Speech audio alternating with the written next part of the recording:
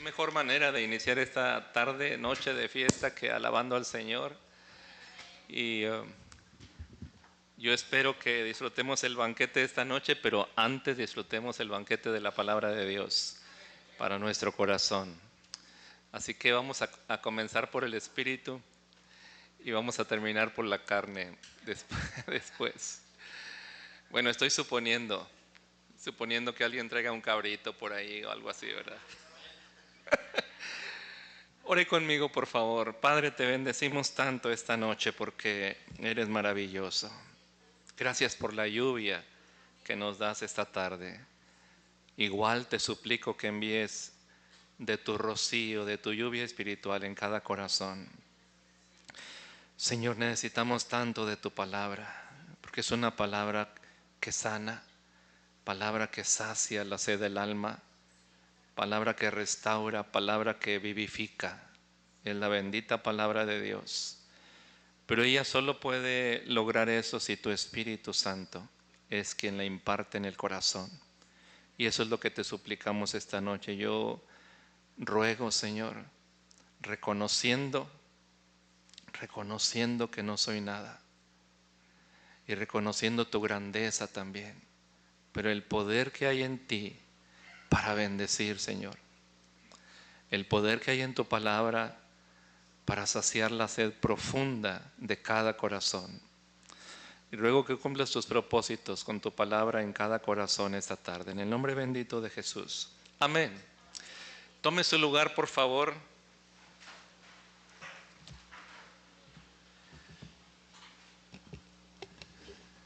Abra su Biblia en el primer libro de Reyes. Primero de Reyes. Y de pasadita les digo, porque ya casi se está haciendo común, esto es aparte, no tiene nada que ver con el mensaje, pero ya casi en todas partes lo escucho, eso de Primera de Reyes y que Segunda de Reyes. No es primera. En el Antiguo Testamento son libros, no son cartas, ¿ok? Eso es importante. Son libros en el Antiguo Testamento, por lo tanto es Primero de Reyes, Primero de Crónicas, Primero de Samuel. En el Nuevo Testamento son cartas, por eso decimos primera, porque son cartas. Muy bien, ¿ya encontró? Primero de Reyes, capítulo 18. Ahora, vamos a meditar esta tarde sobre el profeta Elías y un capítulo de su vida. No vamos a terminar, pero sí queremos ver una parte importante en el ministerio de Elías, el profeta de fuego, como le llaman algunos. Y es precisamente esa experiencia cuando fue confrontado el pueblo de Israel y los profetas de Baal por este profeta Elías. Y lo que yo espero es que la palabra de Dios bendiga nuestro corazón y edifique nuestra fe, que la desafíe. Y hay un deseo profundo en mi corazón de que igual como mi corazón fue tocado varias veces esta semana mientras estudiaba los pasajes, su corazón también se ha tocado por el Señor, porque hay lecciones valiosas, muy valiosas para nosotros aquí. Así que estamos ahí en el capítulo 18, le anticipo, voy a ir rápido, porque el pasaje es extenso, es decir, en realidad la historia de Elías empieza mucho antes y lo que quiero compartirle tiene que ver con el capítulo 17, capítulo 18 y capítulo 19. Naturalmente que no lo leeremos todo, pero a usted le va a ayudar a entender si lo lee completo en su casa. Si ya lo ha leído, entenderá mucho mejor. Si no lo ha leído, estos tres capítulos especialmente, capítulo 17, 18 y 19, entonces si lo lee en su casa va a entender mucho de lo que le digo, de lo que le comparto hoy con la ayuda de Dios. Le doy una introducción a la historia, y la introducción es precisamente el capítulo 17. Hubo una sequía grande en Israel. Y si regresa por favor al capítulo 17, verso 1, dice: entonces Elías Tisbita, que era de los moradores de Galaad, Primero de Reyes 17:1, dijo a Acab: vive Jehová, Dios de Israel, en cuya presencia estoy, que ¿qué? No habrá lluvia ni rocío en estos años, sino por mi palabra. ¿Y por qué razón esta sequía vino sobre el pueblo de Israel? Bueno, por maldad, por idolatría de manera especial. Si regresa al capítulo 16, versículo 30, reinó Acab, 16:30, hijo de Omri sobre Israel en Samaria, 22 años. Y Acab, hijo de Omri, hizo lo malo ante los ojos de Jehová, más que todos los que reinaron antes de él, porque le fue ligera cosa andar en los pecados de Jeroboam, hijo de Nabat, y tomó por mujer a Jezabel, hija de Ed-Baal, rey de los sidonios, y fue y sirvió a Baal y lo adoró. E hizo altar a Baal en el templo de Baal que él edificó en Samaria. Y versículo 33, hizo también Acab una imagen de acera, haciendo así Acab más que todos los reyes de Israel que reinaron antes que él. ¿Para qué? Provocar la ira de Jehová, Dios de Israel. Y por eso vino la sequía, de manera especial por la idolatría. ¿Sabe cuál es el pecado más recurrente para Israel? En todo el Antiguo Testamento fue la idolatría. ¿Por qué Dios aborrece la idolatría? Porque la idolatría básicamente es quitar la adoración de Dios y dársela a quien no le corresponde. Y Dios es muy celoso de su gloria. Nuestro Dios es fuego consumidor y Él ha dicho en su palabra que Él no daría su gloria a nadie más, hermano. Nosotros tenemos que tener tanto cuidado con eso, porque no es solo historia del Antiguo Testamento, pero es lo que sucede hoy en día en muchas partes, hoy todavía.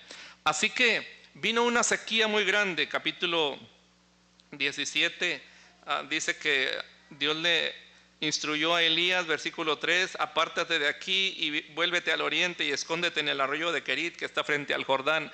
Ahí fue donde durante bastante tiempo Dios alimentó a Elías enviando pan y carne con cuervos.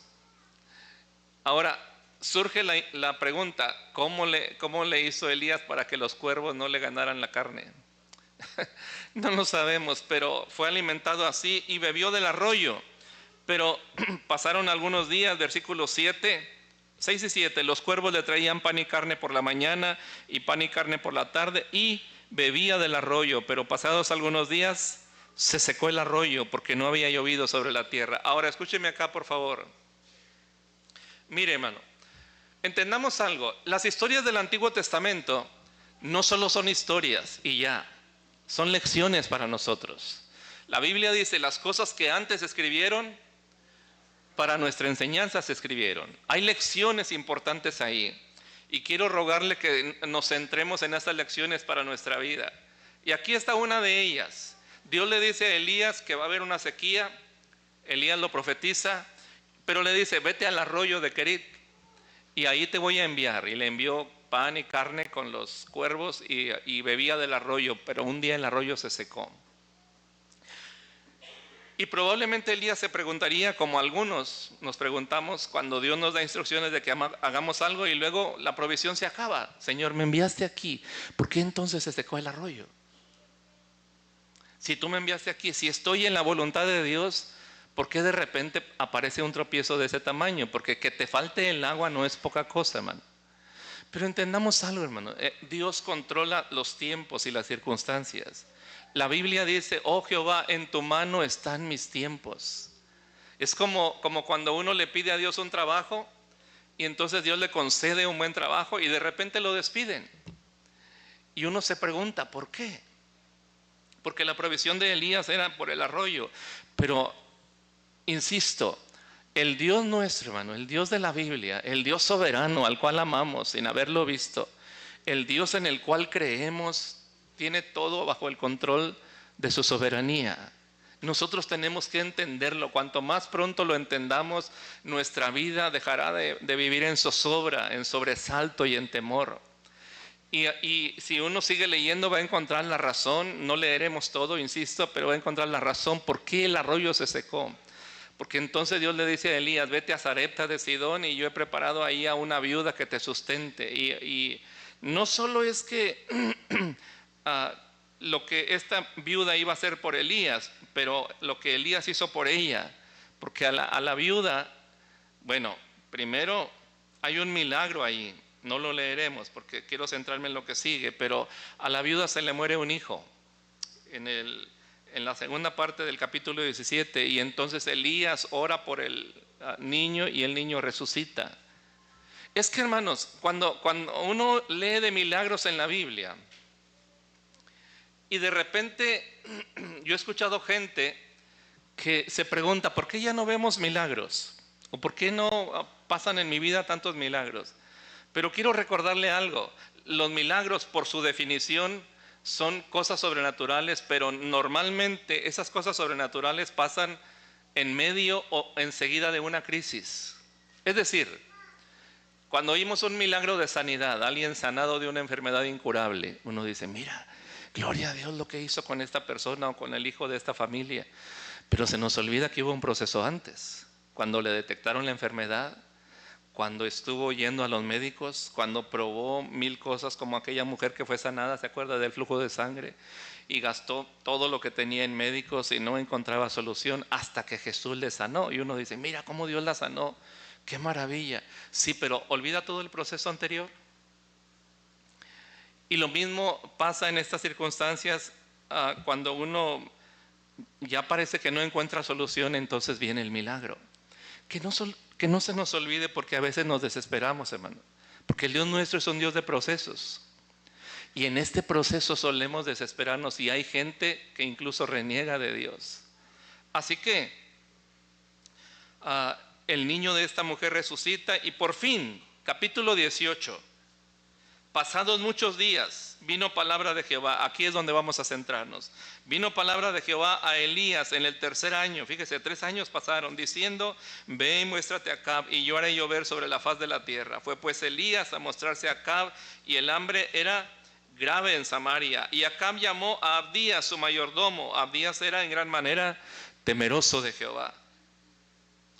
Porque cuando Jezabel destruía a los profetas de Jehová, Abdías tomó a 100 profetas y los escondió de 50 en 50 en cuevas, y los sustentó con pan y agua. Aquí usted encuentra la razón por qué Elías tuvo miedo de Jezabel cuando ella le mandó el recado que lo iba a matar. Porque Elías no era el único profeta. Jezabel había matado a otros profetas. Así que le mandó un recadito. Después que Elías acaba con los profetas de Baal, dígale a Elías que mañana a esta hora, así me hagan o me añadan los dioses, yo lo pondré a él como él hizo con los profetas. Y Elías se asusta. Es que ya había matado a otros profetas y tuvo temor. Ahora, sigo leyendo aquí, siga conmigo. Empezaron a recorrer el país entre Acab y Abdías, y Abdías se encuentra con Elías.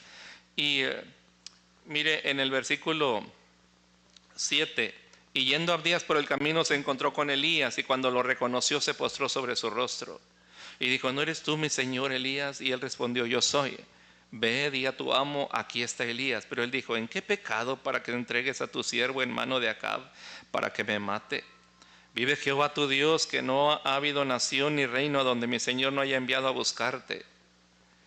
11. Y ahora tú dices, ve, di a tu amo, aquí está Elías. Y acontecerá que luego que yo me haya ido, el Espíritu de Jehová te llevará donde yo no sepa. Y al venir yo y dar las nuevas a Acab, al no hallarte él, me matará. Y tu siervo teme a Jehová desde su juventud. Versículo 15. Y le dijo Elías, vive Jehová de los ejércitos en cuya presencia estoy, que hoy me mostraré a él. Entonces Abdías fue a encontrarse con Acab y le dio el aviso. Y Acab vino a encontrarse con Elías. Cuando Acab vio a Elías, le dijo, ¿eres tú el que turbas a Israel? Y él respondió, yo no he turbado a Israel, sino tú y la casa de tu padre, dejando los mandamientos de Jehová y siguiendo a los Baales. Envía pues ahora y congrégame a todo Israel en el monte Carmelo. Y note aquí, haga cuentas, y los 450 profetas de Baal. ¿Y qué más?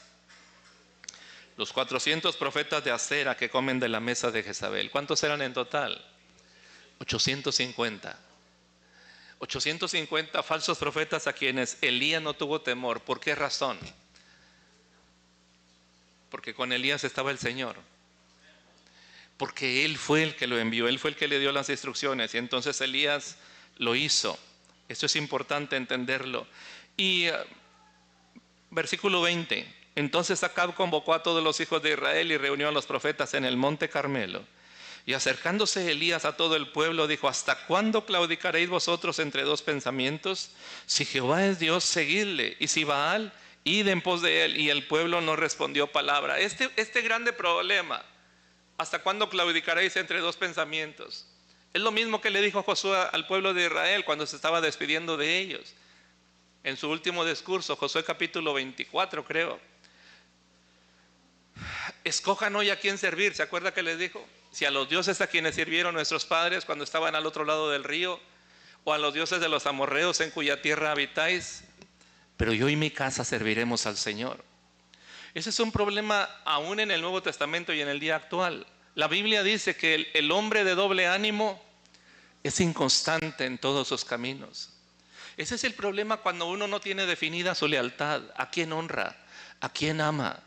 Jesús lo dijo claramente: nadie puede servir a dos señores, porque o amará al uno y menospreciará al otro. No es posible servir a Dios y a las riquezas, dijo él. Interesante. Pero ese es el mismo problema. Nosotros tenemos que tener bien definido con quién está nuestra lealtad. Moisés, el día que el pueblo de Israel cometió esa terrible falta de idolatría, cuando Moisés estaba en el monte Sinaí recibiendo la ley, y entonces desciende y ve lo que están haciendo. Hay un momento donde Moisés le dice al pueblo: ¿quién está por Jehová? Júntese conmigo. Y los que eran temerosos de Dios se juntaron con Moisés, y ya sabe lo que pasó después. Ahora, es lo mismo que Elías aquí le dice al pueblo de Israel. Y entonces viene el desafío. Versículo 22, Elías volvió a decir al pueblo: solo yo he quedado profeta de Jehová, mas de los profetas de Baal hay 450 hombres. Y no contó a los de Acera, ¿se acuerda? Otros 400. Dénsenos pues 2 bueyes y escojan ellos uno y córtenlo en pedazos y pónganlo sobre leña, pero no pongan fuego debajo. Y yo prepararé el otro buey y lo pondré sobre leña, y ningún fuego pondré debajo. Invocad luego vosotros el nombre de vuestros dioses, y yo invocaré el nombre de Jehová. Y el Dios que respondiere por medio de fuego, ese sea Dios. Si tiene Biblia y le gusta subrayar, subraya esa frase: el Dios que responda por fuego. Ese es Dios. Y todo el pueblo respondió diciendo: bien dicho. Entonces Elías dijo a los profetas de Baal: escogeos un buey y preparadlo, vosotros primero, pues que sois los más. E invocad el nombre de vuestros dioses, mas no pongáis fuego debajo. Y ellos tomaron el buey que les fue dado y lo prepararon. E invocaron el nombre de Baal desde la mañana hasta el mediodía, diciendo: Baal, respóndenos. Pero no había voz, ni quien respondiese. Entre tanto ellos andaban saltando cerca del altar que habían hecho. Y aconteció al mediodía que Elías se burlaba de ellos, diciendo: gritad en alta voz, porque Dios es. Quizás está meditando, o tiene algún trabajo, o va de camino. Tal vez duerme y hay que despertarle. Y ellos clamaban a grandes voces. Mire, escúcheme acá, hermano. No es lo que alguien anda saltando, clamando, gritando, dando grandes voces, porque incluso dice el pasaje que se sajaban su piel. Versículo 28, clamaban a grandes voces y se sajaban con cuchillos y con lancetas conforme a su costumbre, hasta chorrear la sangre sobre ellos. No es eso, hermano, lo que trae la respuesta de Dios. Es el corazón rendido. Es el corazón rendido a su voluntad. Por demás es todo lo demás que hagamos en sacrificio. Es el corazón rendido, no lo olvide. Y entonces dice el versículo siguiente, el 29, pasó el mediodía y ellos siguieron gritando frenéticamente hasta la hora de ofrecerse el sacrificio, pero no hubo ninguna voz, ni quien respondiese ni escuchase. Entonces dijo Elías a todo el pueblo: acercaos a mí. Y todo el pueblo se le acercó. Y aquí está, número 1, ¿qué hizo? Él arregló el altar de Jehová que estaba arruinado. Aquí hay pasos, hay varios pasos, porque miren, los que ya conocen la historia saben que ese día ocurrió un milagro tremendo. Fuego cayó de Dios.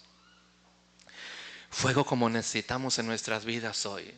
Fuego como necesitamos en nuestra iglesia hoy. Fuego como necesitamos en nuestras familias, en nuestra ciudad. Porque el fuego de Dios, hermanos, no tiene que ser algo literal, no necesariamente, pero es una visitación de Dios sobre nuestra vida, del Dios eterno y vivo. Justo como clamaba el salmista David: mi alma tiene sed de Dios, del Dios vivo. Y yo sé que hay un clamor en el corazón de aquellos que aman al Señor de todo corazón. Hay un clamor grande por ver su mano extendida sobre nosotros, sobre nuestros hijos, sobre nuestra iglesia, sobre la ciudad. Nos conformamos a veces tan poco, hermano. Y quiero decirle algo, no seamos así.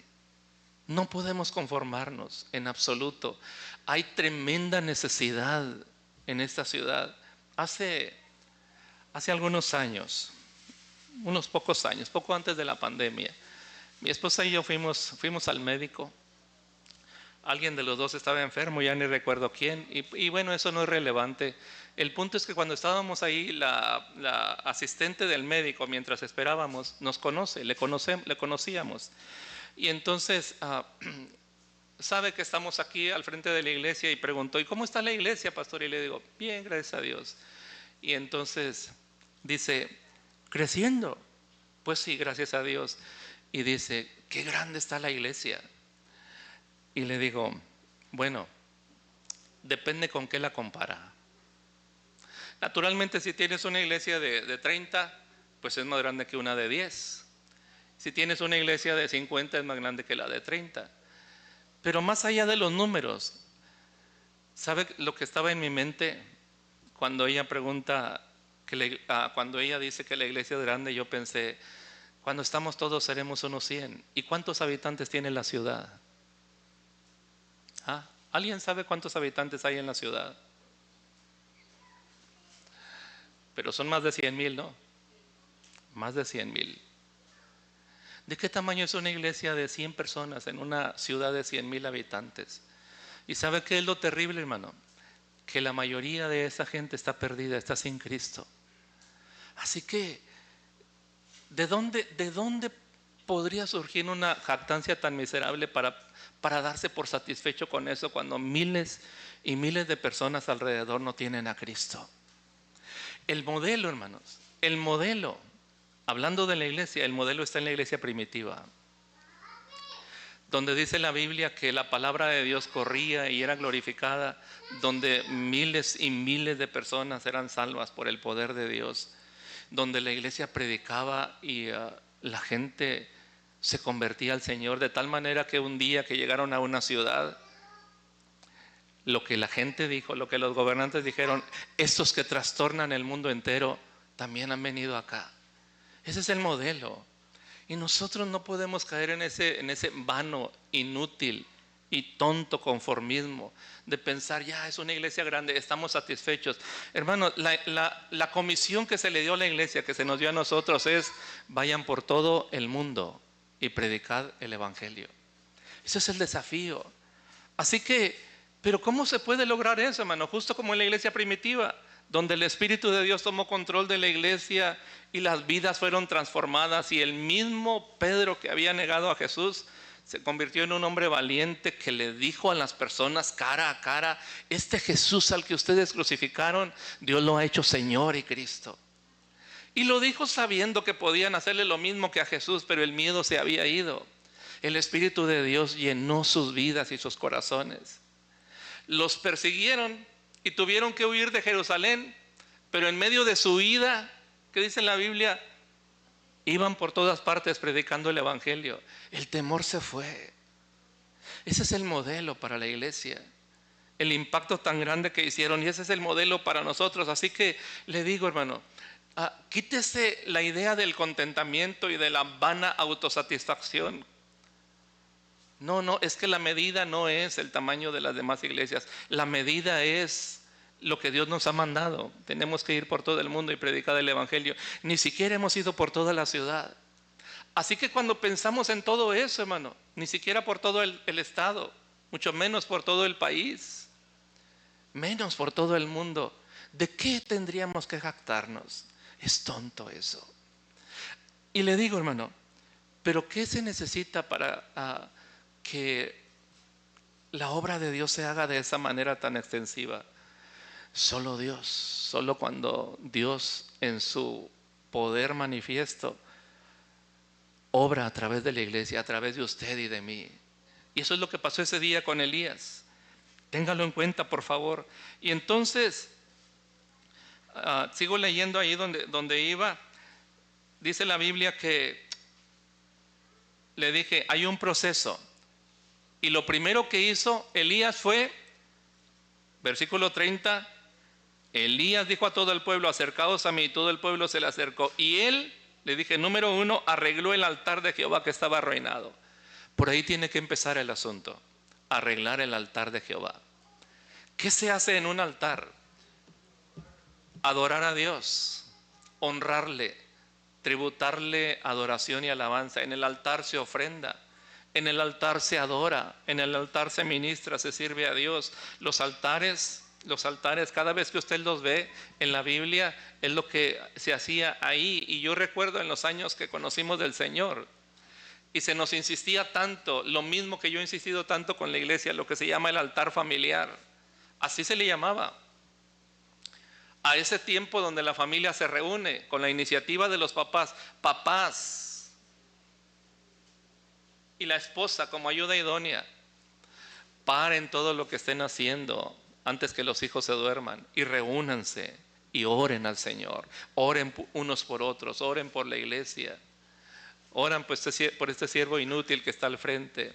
Y oren por la salvación de sus seres amados. Y lean la palabra. No lo haga tan largo, pero pueden ser 20 minutos. Alguien lee un pasaje de la Biblia y luego oran. Ese bendito hábito es el que va a transformar las vidas nuestras y las vidas de nuestros hijos.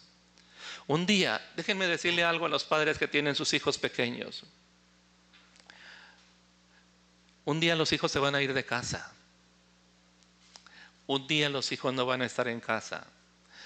Y el mejor legado, la mejor herencia que van a llevar de ustedes como padres es ese bendito hábito de ser jóvenes apegados a la palabra de Dios. Eso les va a librar de muchos dolores, hermano.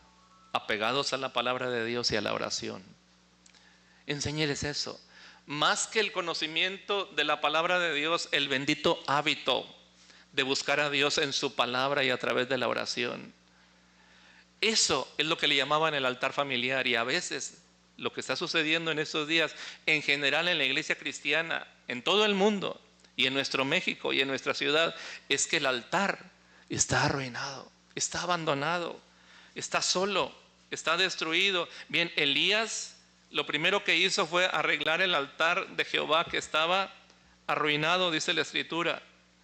Eso tiene que arreglarse, número 1. Y luego dice 31, verso 31. Y tomando Elías 12 piedras conforme al número de las tribus de los hijos de Jacob, al cual había sido dada palabra de Jehová diciendo, Israel será tu nombre, edificó con las piedras un altar en el nombre de Jehová. Después hizo una zanja alrededor del altar en que cupieran 2 medidas de grano.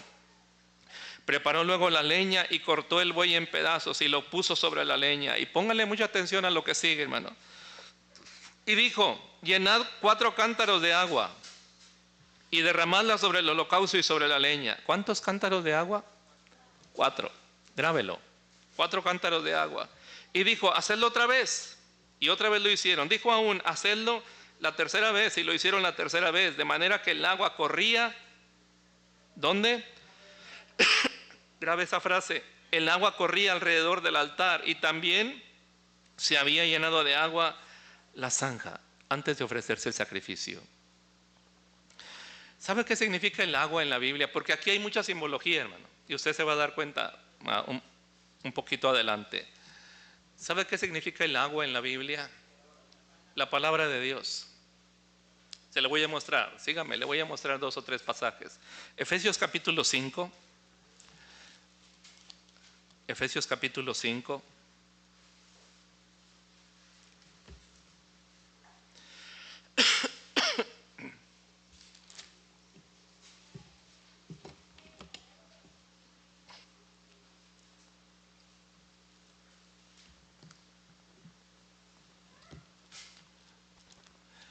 Ahora, ¿ya lo encontró?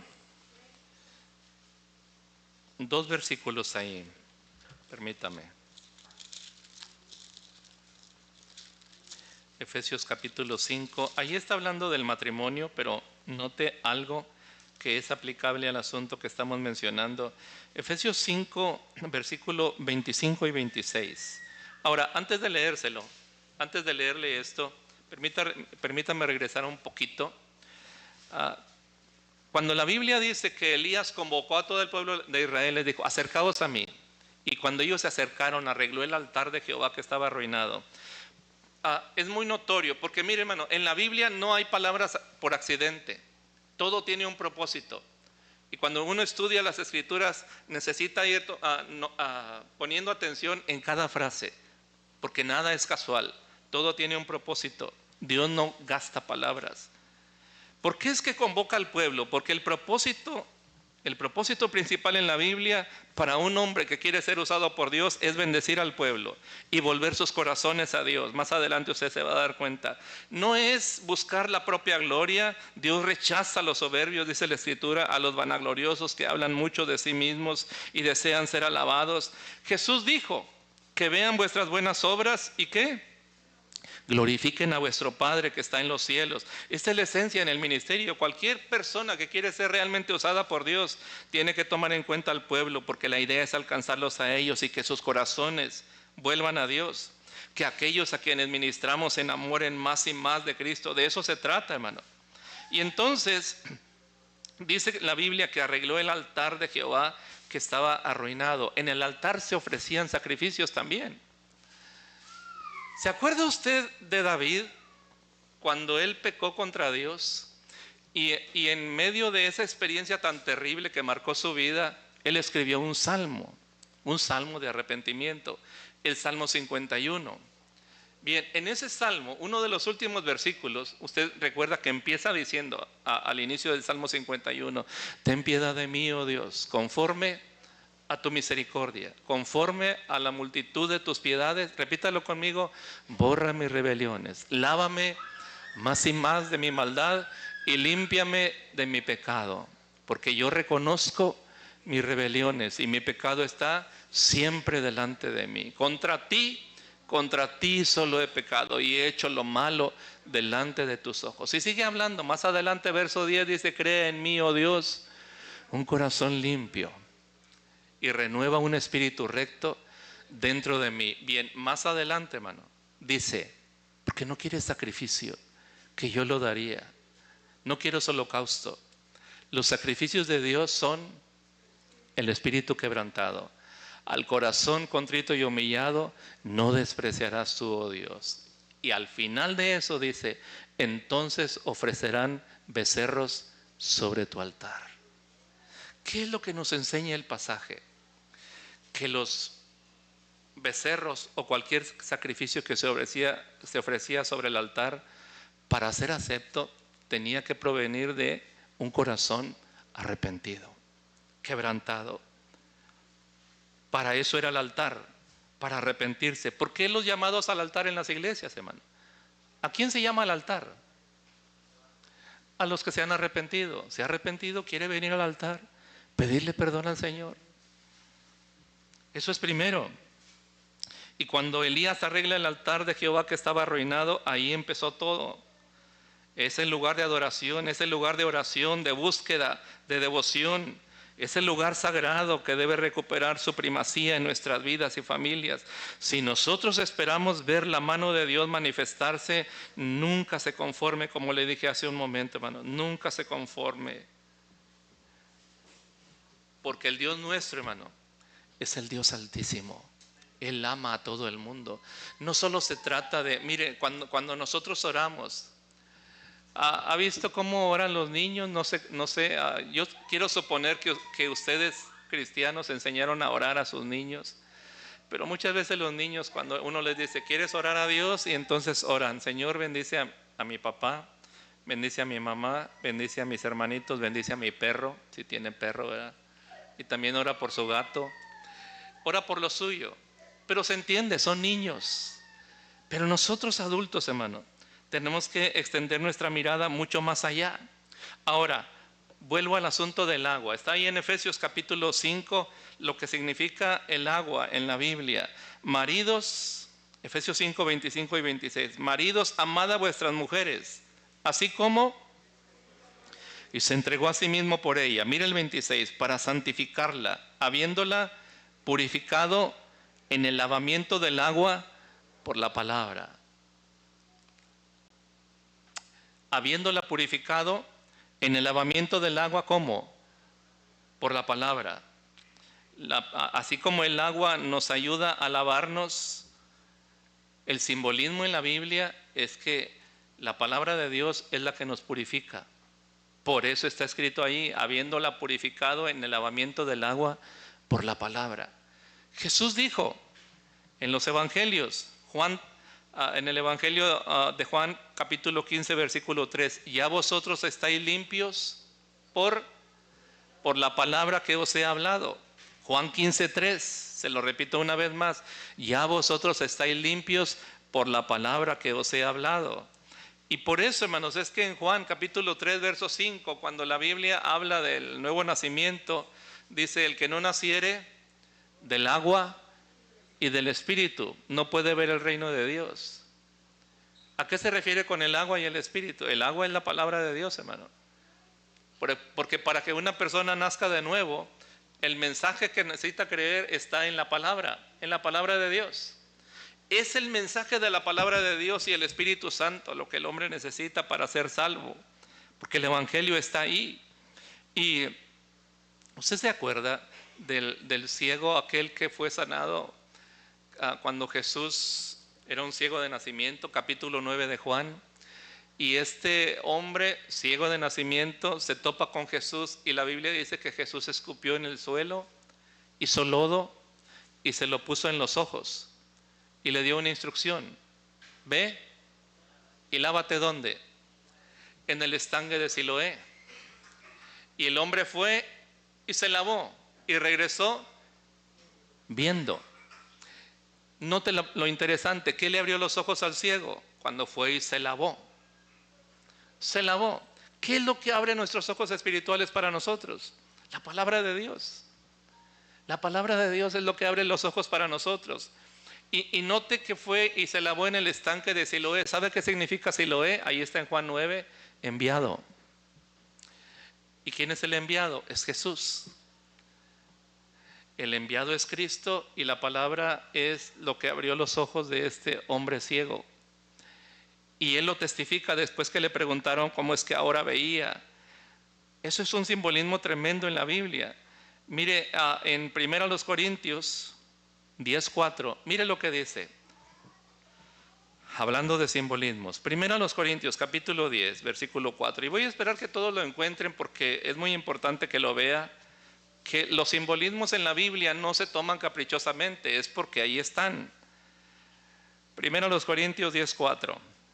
Voy a leer desde el versículo 1 y pónganle atención por favor, porque no quiero, hermanos, que ignoréis que nuestros padres todos estuvieron ¿qué? Bajo la nube. Habla de Israel en el desierto. Y todos pasaron el mar. Y mire el simbolismo, aquí empieza. Y todos en Moisés fueron bautizados en la nube y en el mar. Es una simbología. Sigo leyendo. Y todos comieron el mismo alimento espiritual. Ahora, deténgase un momento y piense, ¿qué comieron cuando iban en el desierto? Maná. ¿Qué era el maná? Pan del cielo. Es pan que caía del cielo. ¿Y se acuerdan lo que dijo Jesús en Juan capítulo 6? Yo soy el pan que descendió del cielo. Soy el pan que descendió del cielo. Sus padres comieron el maná en el desierto y murieron. El que coma de este pan no morirá jamás. Y dijo, yo soy el pan que descendió del cielo. Pero añade algo más, aquí en el versículo siguiente, versículo 4. Y todos bebieron la misma ¿qué? Bebida espiritual. Mire que en el 3 dice, todos comieron el mismo alimento espiritual. ¿Por qué le llama el alimento espiritual?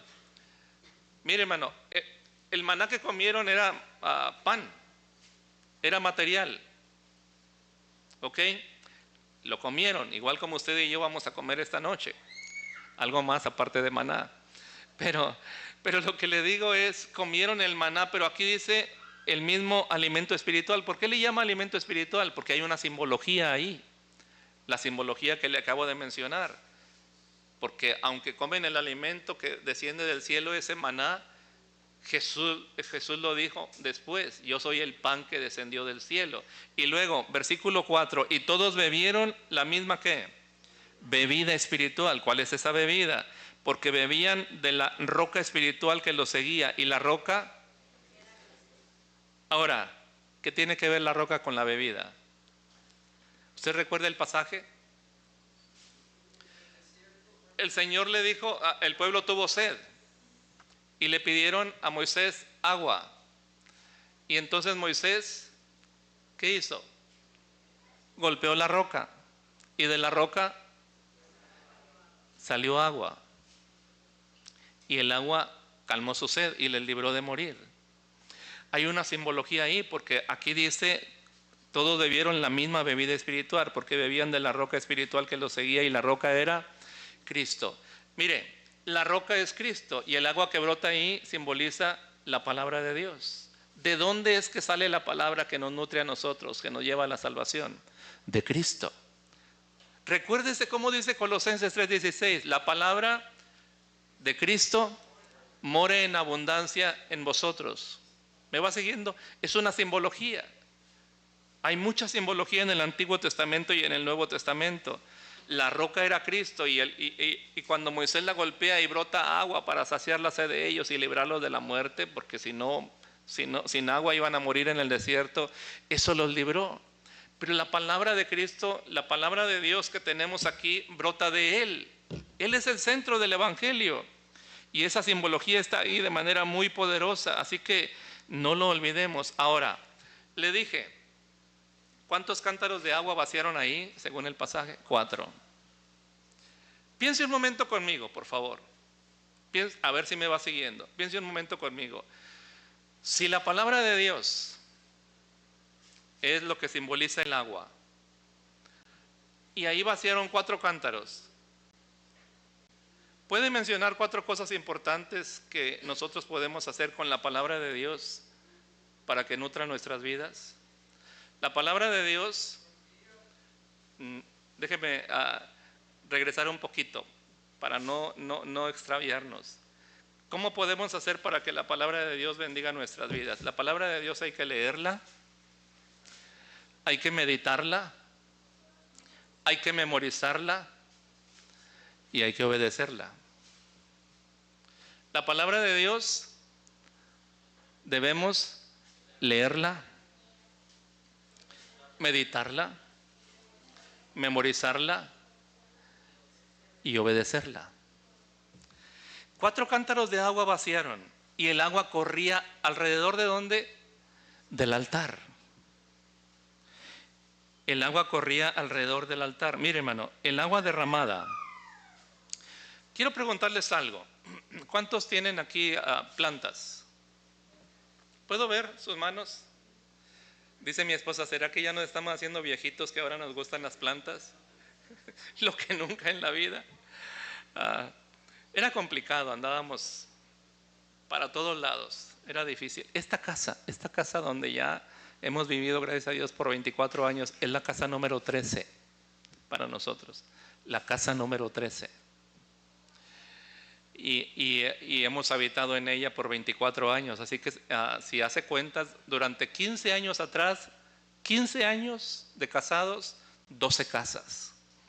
Era complicado tener plantas, pero ahora las tenemos. Y mi esposa descubrió algo. Puede ser que algunos lo descubrieron antes,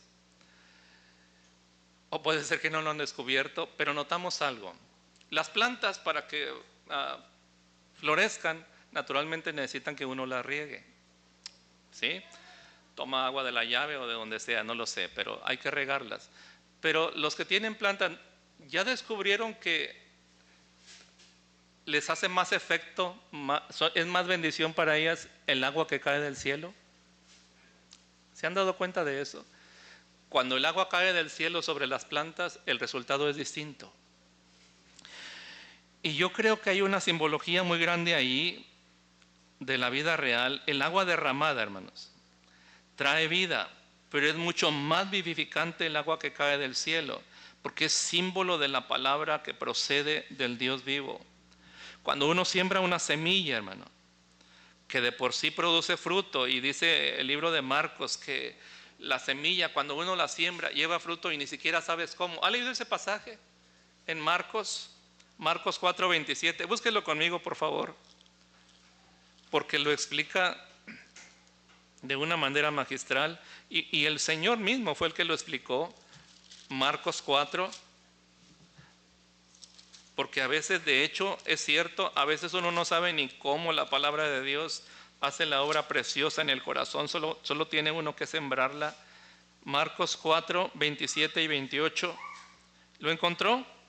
Leo desde el 26, Marcos 4, 26, decía además, así es el reino de Dios, como cuando un hombre echa semilla en la tierra y duerme y se levanta de noche y de día, y la semilla brota y crece sin que él sepa cómo, porque de suyo lleva fruto la tierra, o sea, de por sí. Primero hierba, luego espiga, después grano lleno en la espiga, y cuando el fruto está maduro, enseguida se mete la hoz, porque la siega ha llegado. Pero ¿qué leímos? Usted la siembra y entonces se acuesta y se levanta y pasan los días y la semilla crece y brota sin que sepa cómo, pero uno tiene que regarla, ¿sí o no? Entonces, es la misma simbología de la obra que hace la palabra de Dios en el corazón. Ahora, cuando el agua corría alrededor del altar, cuando el sacrificio estaba listo para recibir el milagro del cielo, aquí hay algo importante, hermanos. La palabra de Dios es la que da equilibrio a la manifestación de Dios. Porque cuando a veces, mire, en la historia, si a usted le gusta leer la historia, me gusta leer, y sabe usted que en la historia de avivamientos en diferentes países, cualquier lector serio se va a dar cuenta de algo. Cuando hay un mover sobrenatural de Dios, cuando ocurren milagros, porque ocurren hoy en día, hermano. El problema, hay gente que piensa que fueron solo cosas del libro de Hechos. Eso no es así. Dios sigue haciendo milagros el día de hoy. Pero cuando ha habido manifestaciones de los milagros de Dios en algún lugar, en alguna iglesia, y eso se empieza a expandir, si no hay profundidad de la palabra ahí alrededor, hermano, ¿sabe qué sucede? Hay desorden, hay excesos, hay mucho tipo de desorden y excesos. Y, por ejemplo, se le atribuye lo que está pasando a personas, y no es así, hermano. Cuando hay milagros de Dios, cuando hay un mover de Dios en algún lugar o en alguna iglesia, no es el predicador, hermano, ni son los músicos, ni es ningún factor humano, es Dios. Y cuando no se le da la gloria a Dios, el fuego termina por apagarse, termina por extinguirse, porque Dios es muy celoso de su gloria. Él dice, a otro no daré mi gloria. No es ninguno de los factores humanos. Nunca se olvide que Herodes murió comido por gusanos porque no le dio la gloria a Dios, dice la Biblia. El apóstol Pablo dijo, ¿qué es Pablo y qué es Apolos? Cuando la gente estaba ahí disputando, ¿verdad? Que unos preferían a Pablo, otros a Pedro, otros a Apolos, y el apóstol escribe, y no escribe defendiendo que él es el principal. Él dice, ¿qué es Pablo? ¿Qué es Apolos? Servidores por medio de los cuales habéis creído, pero el que da el crecimiento es Dios. En otra ocasión escribió, pero no yo, sino la gracia de Dios en mí. El Salmo 115 dice, no a nosotros, oh Jehová, no a nosotros, sino a tu nombre, da gloria. En el libro de los Salmos dice, dad a Jehová la honra debida a su nombre, adorad a Jehová en la hermosura de la santidad. En el libro de Romanos narra una caída, una espiral descendente para la humanidad, y cayeron en vicios contra la naturaleza, como Sodoma y Gomorra. Pero ¿sabe dónde empezó todo? Empieza en el versículo 18, cuando dice que ellos no aprobaron el tener en cuenta a Dios, y dice, habiendo conocido a Dios, no le glorificaron como a Dios, ni le dieron gracias. Ahí empezó la caída. Ahora, regrese conmigo a Primero de Reyes 18, y dice ahí el versículo 37.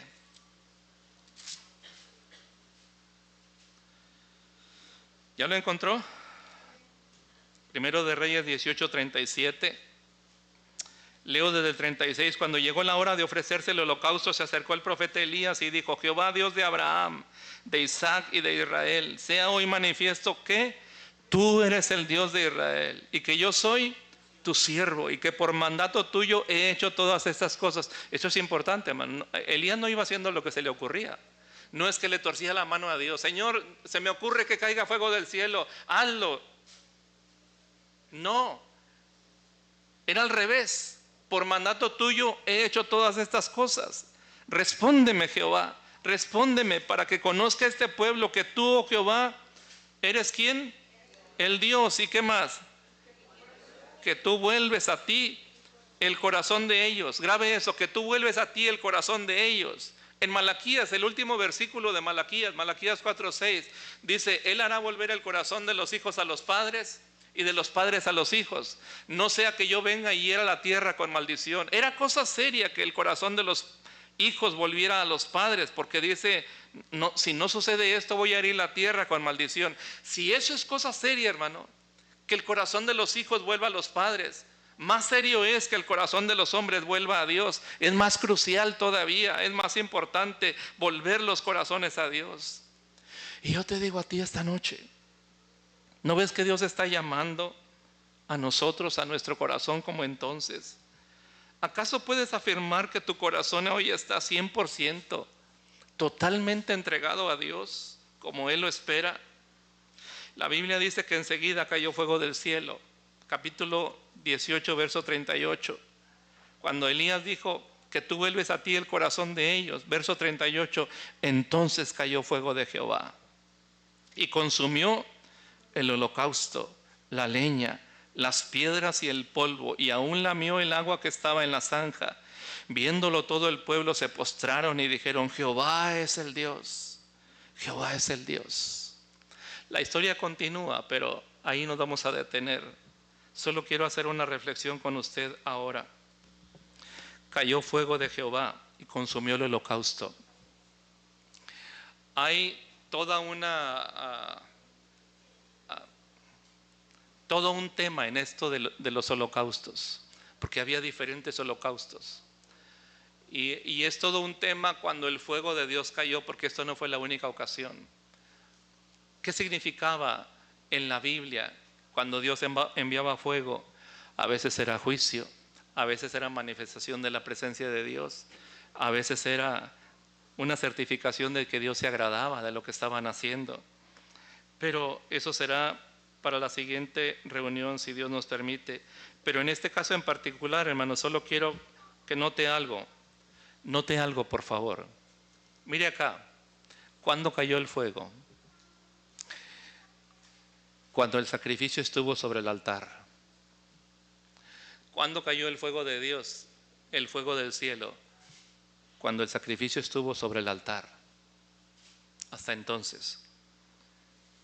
En el libro de Romanos, capítulo 12, y ahí terminamos, verso 1, dice, búsquelo por favor, Romanos 12:1. Quiero que lo vea usted mismo. Así que, hermanos, os ruego por las misericordias de Dios que presentéis vuestros cuerpos en sacrificio vivo, santo, agradable a Dios, que es vuestro culto racional, y no os conforméis a este siglo, sino transformaos por medio de la renovación de vuestro entendimiento, para que comprobéis cuál sea la buena voluntad de Dios, agradable y perfecta. ¿Qué dice el texto? ¿Cuál es el sacrificio? Nosotros. Es lo que dice. Así que, hermanos, os ruego por las misericordias de Dios que presentéis vuestros cuerpos. ¿Cómo? En sacrificio vivo, santo, agradable a Dios, que es vuestro culto racional. En la historia de Elías, en esta parte que leímos, y que no termina, pero en esta parte que leímos, el fuego cayó después que Elías arregló el altar, y el agua estaba ahí corriendo alrededor del altar, y la víctima fue colocada sobre el altar. Hasta entonces cayó el fuego. Y yo creo, hermano, que si usted y yo, todos nosotros, queremos ver al Señor extendiendo su mano de manera como nunca lo hemos visto, lo que Él espera es lo mismo, que el altar lo arreglemos si está desordenado o arruinado, número uno. Número dos, que el agua, o sea, la palabra de Dios, corra alrededor del altar. Y tres, cuando la víctima está puesta en el altar. Y en este caso, el sacrificio hemos de ser nosotros. Cuando nuestra vida, cuando nuestro corazón está puesto delante de Dios. Así que yo le ruego al terminar que tomemos un momentito para orar. Tome un momentito. Porque, ¿sabe, hermano? Mire, aun si usted está pensando ahora, pero yo no tengo problema, no tengo nada que esconder, no tengo nada que ocultar, o yo ya me entregué al Señor. Pero lo que le pido es algo. Pregúntele al Señor. Pregúntele al Señor. Dígale, Señor, ¿hay algo que estás diciendo a mi vida? ¿Pueden cerrar sus ojos, por favor, para orar e inclinar su rostro? Tome un tiempo con el Señor, un momentito. Pídale al Espíritu Santo de Dios, Espíritu Santo de Dios, si hay algo que estás hablando a mi corazón, muéstramelo. Espíritu Santo de Dios, ¿qué le estás diciendo a mi corazón hoy?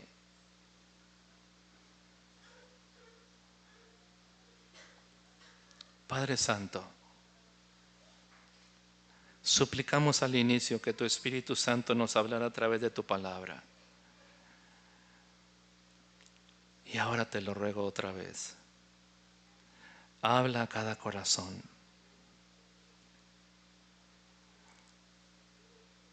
Tú nos dijiste, dame, hijo mío, tu corazón. Y nos dijiste, amarás al Señor tu Dios con todo tu corazón, con toda tu alma, con toda tu mente y con todas tus fuerzas. Y si ese es el principal mandamiento, Señor, no cumplirlo es el principal pecado. Así que te suplico,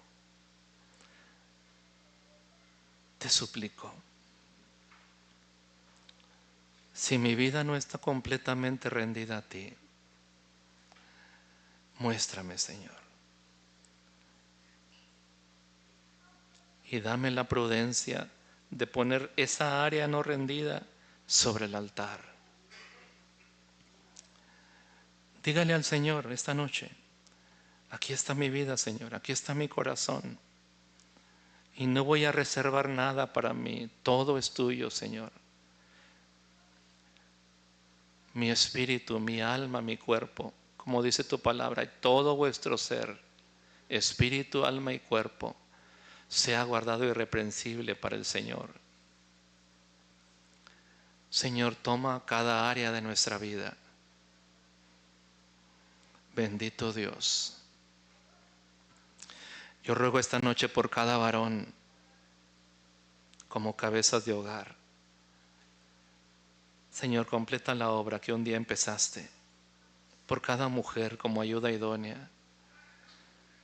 Dios Santo, cuán desesperadamente nuestra alma te necesita.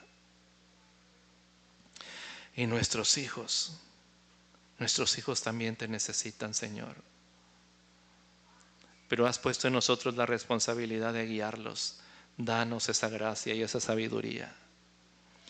Y ruego por nuestros niños también, los más pequeños, que toda esta congregación sea una iglesia rendida a ti, Señor. Así como están con los ojos cerrados y la cabeza inclinada, voy a hacer una invitación antes de terminar. Si hay alguien aquí que nunca ha rendido su corazón al Señor Jesucristo, le invito para que lo haga hoy, esta noche. Esta es su oportunidad, porque usted no sabe cuántos días más le dará el Señor. Ríndale su corazón a Cristo. Y si usted quiere hacerlo esta noche y me permite orar por usted ahí donde está, podría indicar con su mano. Si usted nunca le ha rendido su corazón a Cristo y esta noche quiere hacerlo, puede indicarlo con su mano ahí en su asiento. Nadie está viendo. Padre Santo, la semilla de tu palabra fue enviada y permite que sea como dice tu palabra, que no volverá a ti vacía, sino que saldrá y llevará fruto en aquello para lo cual tú le envías. Y ruego por cada hijo tuyo, danos corazón dispuesto, dócil, para buscarte. En el nombre bendito de Jesús nuestro Señor. Amén.